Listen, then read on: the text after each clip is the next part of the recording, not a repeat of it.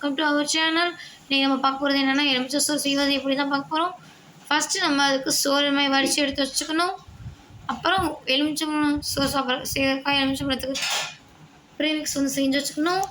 இந்த மாதிரி செஞ்சு வச்சுட்டு ப்ரீமிக்ஸை சாப்பாட்டில் சாப்பாடை கொஞ்சம் கொஞ்சமாக போட்டு மிக்ஸ் பண்ண வேண்டியதுதான்.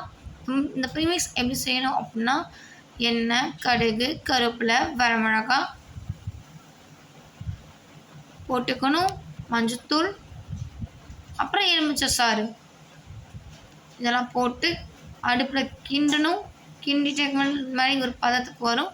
பதத்துக்கு வந்ததுக்கப்புறம் எடுத்துக்கிட்டு நம்ம சோறை வேக வச்சுருக்கோம். அந்த அதாவது சாப்பாடில் அந்த ப்ரீமிக்ஸை கொஞ்சம் கொஞ்சமாக போட்டு மிக்ஸ்